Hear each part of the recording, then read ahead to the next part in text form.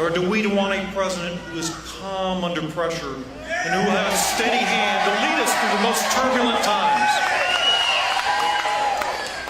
Do we want a president who denigrates entire races and separates us by religion? Or do we want someone who sees that the diversity of our country is our great strength, who unites us, and who knows that we are stronger together? Do we want someone who spent a lifetime seeking a fortune and chasing fame? Or do we want someone who dedicated their entire life to helping those less fortunate? Who understands the challenges of everyday Americans, but also understands their greatest hopes and dreams? This election, in short, is about leadership. And who better to talk to us about leadership than one of the most effective leaders in modern history? During his presidency, the opposition launched attacks against him that were unprecedented. They threw everything at him in the kitchen sink, and yet he never blinked. And he rededicated himself to attacking the issues and dealing with the issues that other people wanted to avoid. He knew that years of deficit spending could leave our children and our grandchildren with crushing debt. So he said, no, we need to cure that.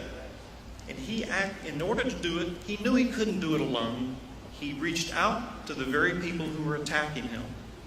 And he balanced our budget. He was the only president in 50 years to balance our budget. And he did it working with Democrats and Republicans because he knows that we are stronger together.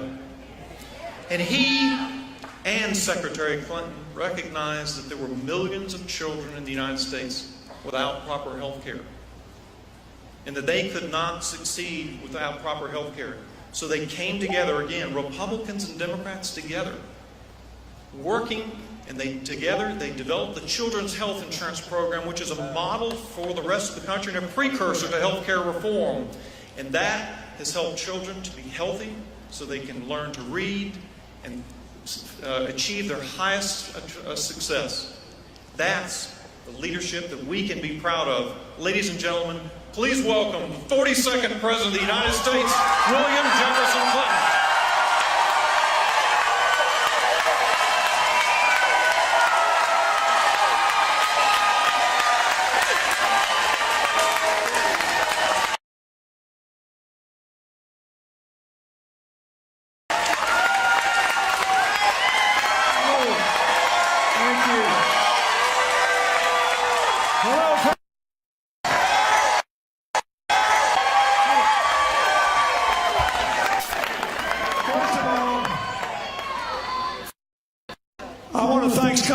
For that beautiful introduction, for his service when he was mayor of Panama City. I love this town, and I've had a lot of friends from here over the years. One of them was Joe Chapman. I thank the Chapman family for being here today. Thank you very much. I want to thank Emmanuel Sanders for his wonderful speech and the work he's doing. He came backstage and we talked about Maya Angelou and Muhammad Ali. I had the honor of speaking at their memorial services. And I just want to say one thing about that. Maya Angelou's poem is the best, most eloquent statement of why we're stronger together that I ever read. And Muhammad Ali's life is what I want for everybody. I want everybody to be the master of his or her own fate. I want people not to be victims, but to be empowered. And so does Hillary. She spent a lifetime doing that. I want to thank Katina Chabelle Bell for the national anthem. I never heard it sung better in my life. Reverend Sparks, thank you. Reverend Dr. Wood, thank you for the invocation. I want to thank Patricia Byrd, Candace Burgess, and Currents for being here, and all those who are helping Hillary. Look, I know we're getting close to the end of this election, and I think it's important that all of us who support her get out there and try to get some more votes and try to stop all this poison that's been poured down the throat of America in the last 15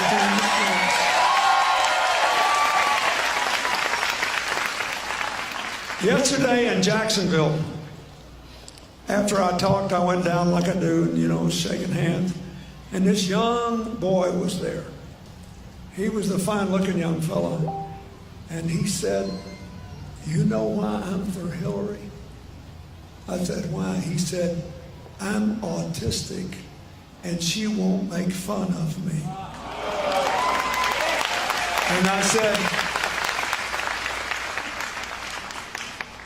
and there was a guy standing next to him. He said, "My son is too, and I've nearly gone broke trying to figure out what to do." And I said, "Well," I told this young boy, I said, "You need to know that when she was a senator, she joined with other senators in both parties to form a caucus around this to try to get more help for families with children with autistic conditions, because the numbers have tripled in the last 30 years, and no one really knows why. But it's really important, and almost all of them have extraordinary abilities, either really big brains or uncanny sensitivities. You just need to try to do everything you can to give them the best life they can have." But here's a young boy standing at the rally. He got it. The other day I went into a new small business in the little town where we live in New York. This woman sunk her life savings into opening a bookstore. How crazy is that? That's not supposed to be good business. But she's making it. And she said, "I want you to read something." And she handed me a school report that her 13-year-old son had written about the first debate. I swear I couldn't have written it when I was 25. It was brilliant. So he goes and he analyzes what both candidates said, what their philosophy was. And he said, "She argued with facts and information, made me have more confidence. It made a lot of sense to me. And I also had the feeling that she cared about me." This young man has a very serious inherited muscular disorder. How his family has nurtured him and given him his ability to debate and make the most of his life, to focus on his abilities instead of his disabilities. This kid got it. He's watching the debate and he said, "I have the feeling that she was on my side, that she cared about me." And I brought it home to Hillary and she practically cried reading it. So here's what I want to say to you. A lot of the frustration and anger in this country is fully understandable. But shaped in the world. We're about to have an election. Whatever decision we make will be a change by definition. The question is, do you want to build on what's happening good, or do you want to go back to a policy that has never worked? And this is the only sort of little walk down memory lane I'll give. But in the last 36 years, trickle-down economics philosophy has held the White House for 20 years. And invest in the middle class and build poor people a ladder to work their way into it has existed for 16 years. 8 under President Obama, 8 under me. Even if you charge President Obama with the loss of the 3 million jobs that happened because of the crash, which occurred just 4 months before he took office, right? He had nothing to do with it. But even if you charge him with that, what's the private sector job score? We won't count government jobs since we know the other side doesn't like them. Just the private sector job score. In their 20 years, 15.8 million jobs. In our 16, 32 million jobs. So, twice as many jobs in 4 fewer years. You know, you can pick and choose, but that's arithmetic. So why? Look at our assets and look at our challenges. Under President Obama, we just had our 79th straight month of job growth. Now, when I was president, it was the only time in 50 years when everybody grew together. All but the top 5% did better under me than they did when President Reagan was on. And middle class did 50% better. The working class did 75 or more than twice as well. And the bottom 20% of workers' incomes increased 30 times as much from work. It wasn't welfare, it was work.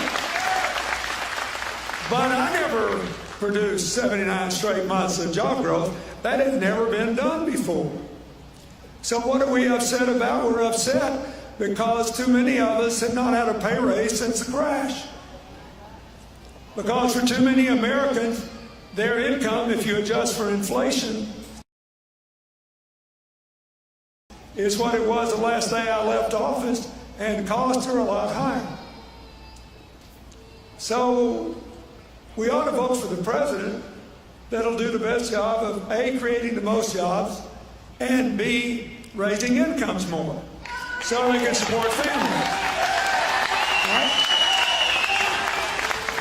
Look at our other assets. In healthcare, 25 million more people have health insurance. 100% of America's families are better off because you can't deny coverage for pre-existing conditions. A huge deal.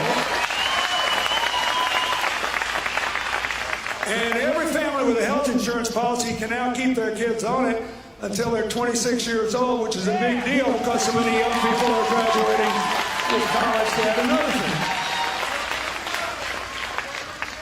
But there's a big problem still. Co-pays, deductibles, drug prices, and premiums are going up too much again. And who's being hurt the worst? The people who are just above the subsidy limit. They work hard, so they make a little too much money to get the subsidies. The small businesses that are just above the subsidy limit. I've got a carpenter who we've worked together for 15 years now. I adore this guy. He's from Western Pennsylvania, and if you saw him, you would not believe he's supporting Hillary. He looks like, and that's why we should not stereotype our neighbors. Right? We shouldn't. He's got a long ponytail, lots of tattoos. He makes motorcycles for a hobby, and he builds beautiful ones. And he spends all his free time riding around America on them. But he was telling me, he said, you know, I work 60 hours a week, so I make too much money to qualify for subsidies. He's a type 1 diabetic. He was born with it. And he said, I pay my workers well because I don't want them to raise their kids in poverty. So they make more than most people who do our kind of work.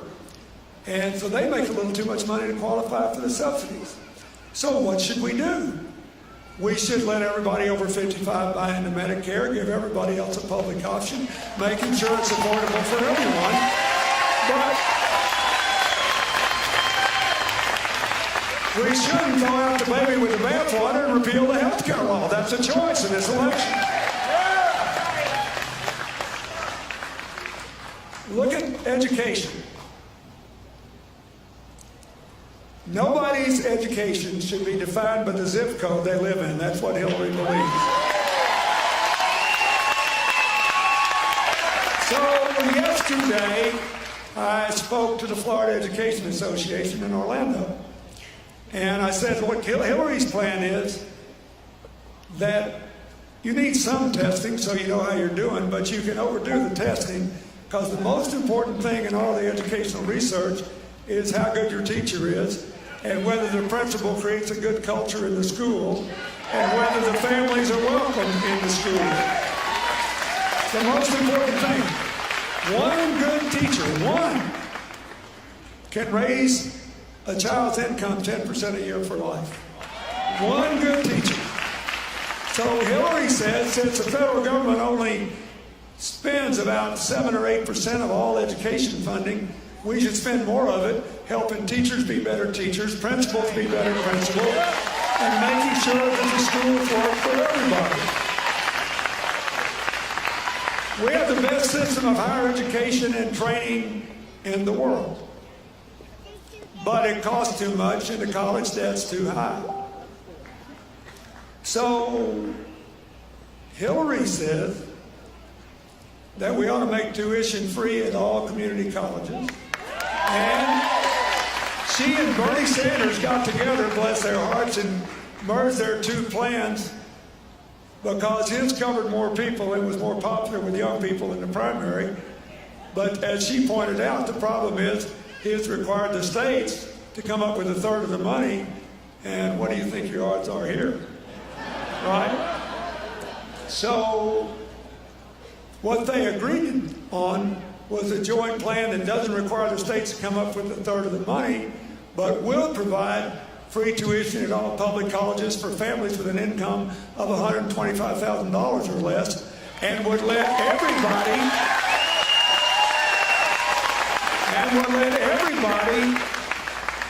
else at public colleges and at private ones with modest tuition and high graduation rates graduate completely debt-free. With work, study, and other things. And for the people that already have debt, this is a big deal, because we've already got huge debts run up. She would, number one, let them refinance. You know, college debt is the only loan you cannot refinance. How crazy is that? I tell this story where I go. A few months ago, I went to buy a pair of jeans from a lady I've been doing business with ever since we moved up there. She's a real nice person, and her son just graduated from one of our state schools. And I knew she was proud of him. I said, how's your boy doing? She said, oh, he's doing great. He got great grades. He's going to get a good job. So I said, does he have any debt? She said, yeah, quite a bit. What's the interest rate? 9%. I said, and do you have a home mortgage? She said, sure I do. I said, did you refinance it? She said, of course.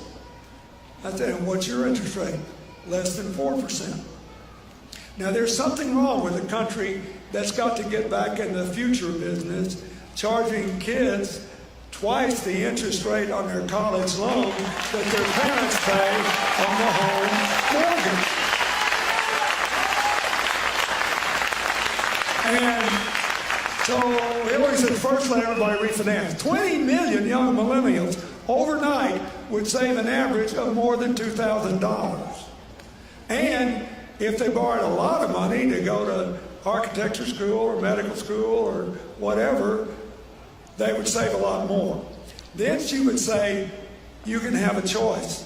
You can convert that debt into a mortgage-like instrument and pay it off every month, never more than 10% of your after-tax income, no matter how much you owe. And if you do a public service job, it'll all be forgiven after 10 years that you haven't paid off.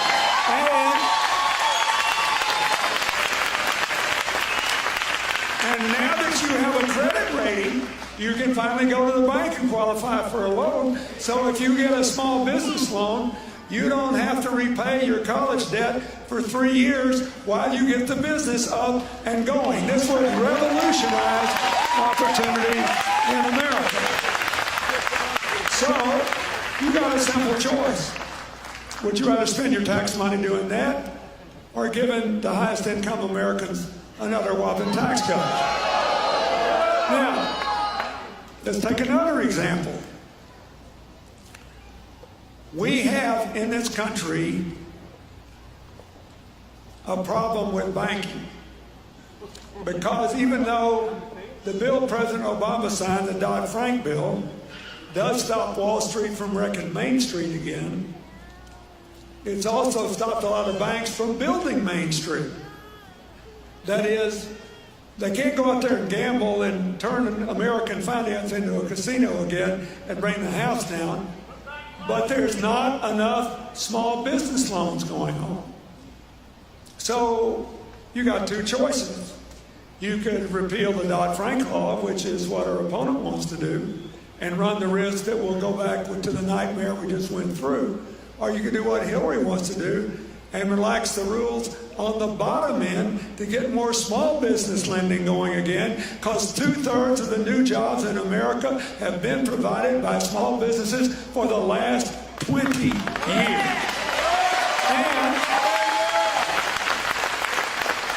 And 80% of all the small business job growth is in the first 5 years of the business. So do we need to do something to get America back in the top 5 countries in the world and new business starts? You bet we do. But we don't want to throw out the baby with the bathwater. What we want to do is to fix the law so we have small business lending again. Now let's talk about the trade. There's been a lot of talk about trade in this country. What's really the problem is this. Too many big corporations are now run only for the benefit of their wealthier shareholders and the top management. The best companies, however, are run for the benefit of the employees, the customers, the communities they're a part of, and the shareholders. That is, so the people running them think, I've got to share my profits with my employees. I need to invest in our community. We need to take some of this money and put it into research and development so we can stay competitive. And our shareholders will still get a good rate of return over any 5 to 7 year period. So you got two choices here. You can cut everybody's taxes. They'll just do more of what they've been doing. Or you can say, as Hillary does, I'm for cutting business taxes on businesses that share their profits with their employees, that train their workers, and that invest in areas in America that have been left out and left behind, in coal country, in Indian country, in small towns and rural areas, in urban areas where nothing good has happened in a long time. I will cut their taxes a lot. But if you want to close a plant like the Carrier plant in Indiana, that I'm sure a lot of you